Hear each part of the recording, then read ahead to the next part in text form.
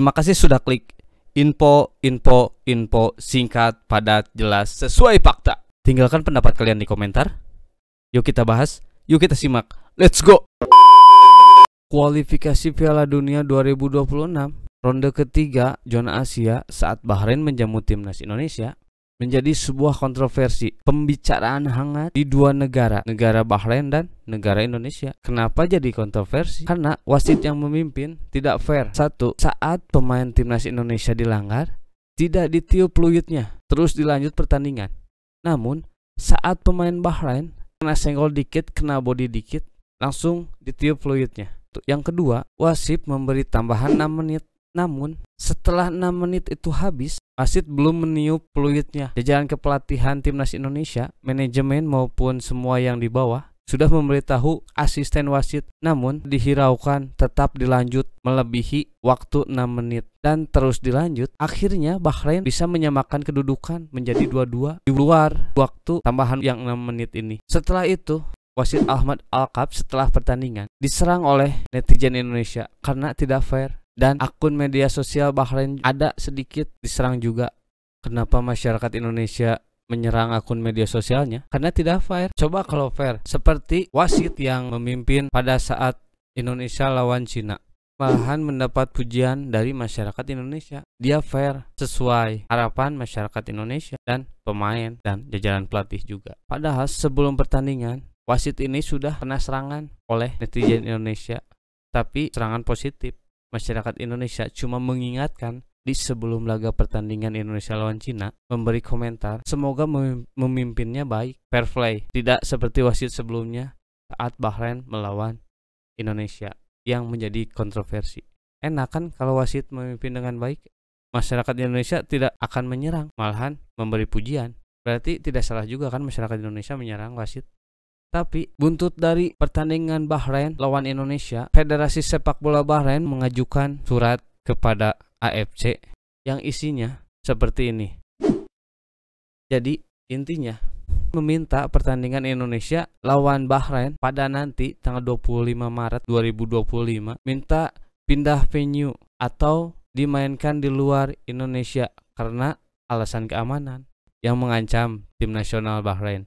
Padahal sebelumnya netizen Indonesia tidak menyerang sosial media individual pemain, cuma menyerang wasitnya saja karena tidak fair play. Dan ternyata AFC menanggapi serius permintaan Federasi Bahrain. AFC akan segera membahas masalah ini lebih lanjut dengan FIFA, BFA, dan PSSI. Kenapa langsung ditanggapi serius? Padahal lebih dulu PSSI yang mengajukan surat kepada AFC, namun sayangnya ditolak. Dan mungkin kenapa PSSI ditolak, mungkin karena presiden AFC itu ternyata berkewarganegaraan Bahrain, yaitu Sheikh Salman bin Ibrahim Al Khalifa. Sebenarnya kecurangan yang dilakukan oleh Bahrain itu banyak. Di sini banyak faktanya. Yang ke-1, Bahrain saat melawan Jepang, penggemar Bahrain melakukan tindakan yang tidak layak dengan mengejek dan menghina lagu kebangsaan Jepang. 2. Pendukung Bahrain menyoroti pemain Jepang dengan laser. Yang ketiga, wasit yang memihak tuan rumah Bahrain saat menghadapi Indonesia. Yang keempat, seorang influencer terkenal Bahrain, Noaimi 9, mengejek Indonesia dengan mengolok-olok lagu kebangsaan Indonesia dengan videonya saat Indonesia kalah dari Cina. Nih orangnya. Walaupun kalah, tapi tahu kan wasit tidak diserang karena fair play. Berarti netizen Indonesia baik semua. Seharusnya Bahrain tersingkir karena menolak hadir dalam laga yang digelar nanti lawan timnas Indonesia dan meminta pindah venue. Seharusnya AFC menolak surat pernyataan Bahrain yang meminta venue. Karena apa? Karena ada satu contoh, ada satu bukti. Klub India Mohun Bagan tersingkir dari kompetisi ACL setelah menolak hadir dalam laga yang digelar di Yadigar-e-Emam Stadion. Mohun Bagan menolak hadir karena Iran meluncur rudal ke Israel sehari sebelum laga tersebut. Kalau melihat ini, seharusnya match Indonesia Bahrain tetap bisa digelar di GBK. Dan jika Bahrain menolak hadir, ya mereka yang kena sanksi. Apa sanksinya? Harus disingkirkan. Betul? Seharusnya AFC menolak, jangan langsung menanggapi seperti itu. Kalau seperti itu kelihatan banget AFC yang curangnya, yang memihak Bahrain. Betul tidak? Tolong komen di bawah. Dan satu lagi, para warganet Indonesia, penyuka sepak bola, ada berita lagi yang harus kita tahu. Saat timnas Indonesia kalah lawan Cina, ada salah satu pemain timnas Cina yang seakan-akan merendahkan pemain diaspora kita.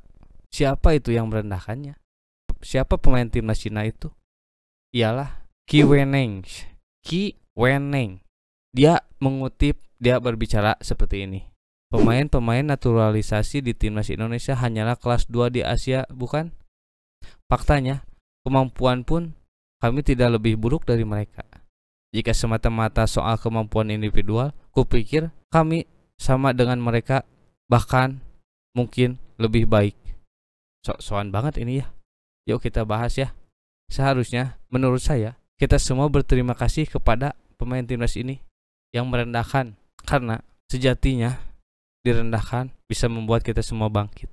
Jika orang itu mempunyai tekad ingin membuktikan, harusnya berterima kasih kepada pemain timnas ini yang sudah merendahkan, agar nanti dibuktikan oleh pemain diaspora kita bahwa pemain timnas Cina lebih rendah, lebih jauh di bawah pemain timnas Indonesia. Dan sekarang kita bacakan komen-komen yang ada di postingan berita sepak bola dunia yang mengutip pembicaraan pemain timnas Cina. Ini nih dari tutur-tutur Kauka yang komen kayak gini. Mungkin karena ya terima juga pemain diaspora kita direndahkan. Tutur Kauka membalas komenan seperti ini. Menang karena guling-guling aja sombong amat. Kan emang seperti itu sepak bola Asia. Banyak juga kan pemain-pemain timnas kita yang kaget melihat para pemain timnas Asia seperti itu, dikit-dikit guling, dikit-dikit guling. Mungkin seperti itu permainan timnas Asia. Mungkin karena pemain diaspora kita tidak bermain di Asia, pada bermain di luar Asia semua. Jadi tidak ada acara main guling-guling. Yuk lanjut. Ini Ferdi nih. Ferdi, mantap. Hina terus Wen.